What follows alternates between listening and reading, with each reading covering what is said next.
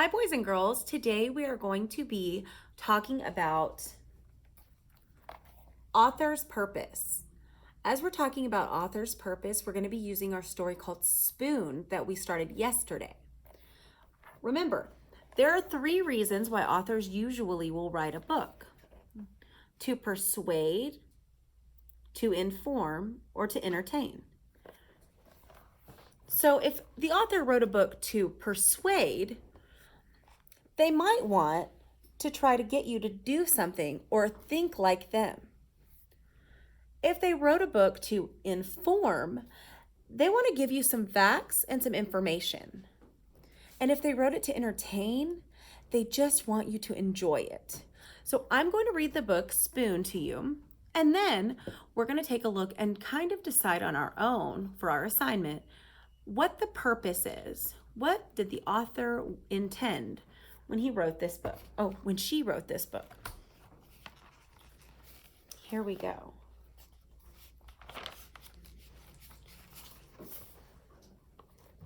This is Spoon. This is Spoon's family. Right off the bat, I want you to think, okay, what kind of book is this? It's about a spoon and a spoon's family. And they all have faces. They look like they act like people. That makes me think that it's not real. And books that are not real are called fiction books. I think it may be a fiction book.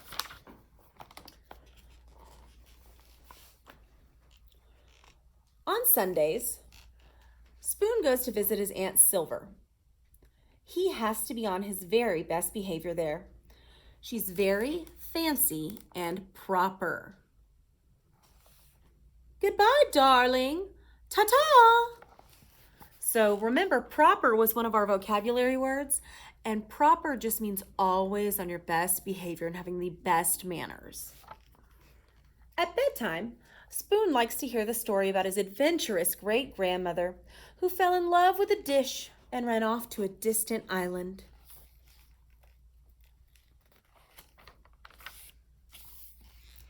Lately, though, Spoon had been feeling blue. Wow, there's that word again, blue. Blue.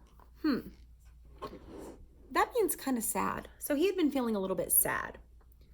What's wrong? Asked his mother. You look a bit out of shape. Nothing, mumbled Spoon. It's just that, I don't know. All of my friends have it so much better than me. Like Knife. Knife is so lucky. He gets to cut. He gets to spread. I never get to cut or spread. Yes, Knife is pretty spiffy that way, isn't he?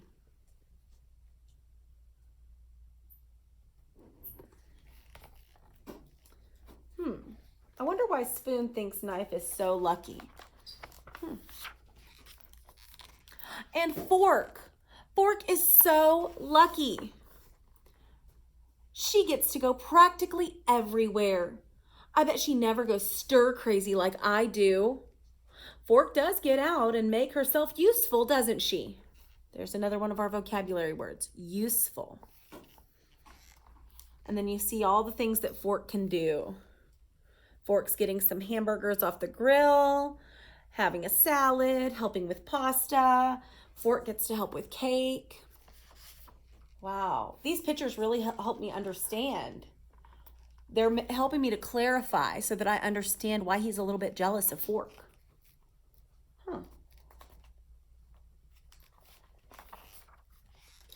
And Chopsticks. They are so lucky. Everyone thinks they're really cool and exotic, and no one thinks I'm cool or exotic. Those chopsticks are something else, aren't they? Meanwhile, if only Spoon knew what his friends were saying about him that very minute. Spoon is so lucky, said Knife. He's so fun and easygoing. Everyone's so serious with me, and no one's ever allowed to be silly with me like they are with Spoon. Wow.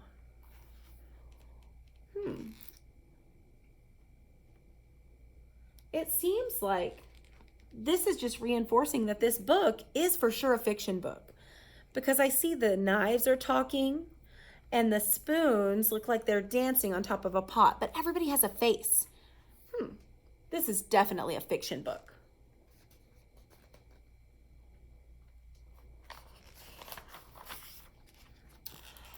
Spoon is so lucky, says Fork. He gets to measure stuff. No one ever does that with me.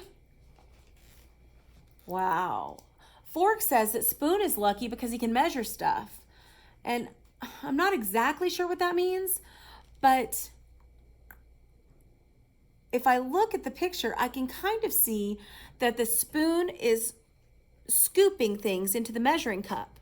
But a fork couldn't do that because the fork has tines in it and it doesn't hold anything. Oh, okay. I get it. So he's helping measure stuff because he's able to hold things and then pour it in. I understand. That really helped me clarify my thinking. Spoon is so lucky, said Chopsticks. He can go places by himself. We could never function apart. Wow. Okay, well, function is a word that means they could never survive. They could never get by without the other one, because you can't use a chopstick by itself. Wow. That night, after bedtime stories, Spoon's mom turned off the light, tucked him in and said, "You know, Spoon, I wonder if you realize just how lucky you are. Your friends will never know the joy of diving head first into a bowl of ice cream." This really helps. Whenever they say diving head first into a bowl of ice cream, as a person, I think, oh, that would be so cold. But if you look at the picture, it helps you really understand. Spoon has to dive head first because that's how you use a spoon. That picture really helped me clarify my understanding. They'll never know what it feels like to clink against the side of a cereal bowl. They'll never be able to twirl around in a mug or relax in a hot cup of tea. Spoon hadn't thought of it that way before. He lay awake in bed for a long time and his mind was racing. He felt so alive. There was only one thing to do. I can't sleep. Come snuggle. Come, Spoon. And so he did. Wow. That was awesome. Was there anything that helped you understand the story a little bit better? Were there any pictures or any details that helped you understand the story? And I wonder, does this story want us to learn a lesson about being ourselves? I think so. How do you think it's a lesson about being yourself? That's going to be in your assignment today. All right. Have a great time reading and re-listening to Spoon, and make sure you answer your questions on Canvas. All right.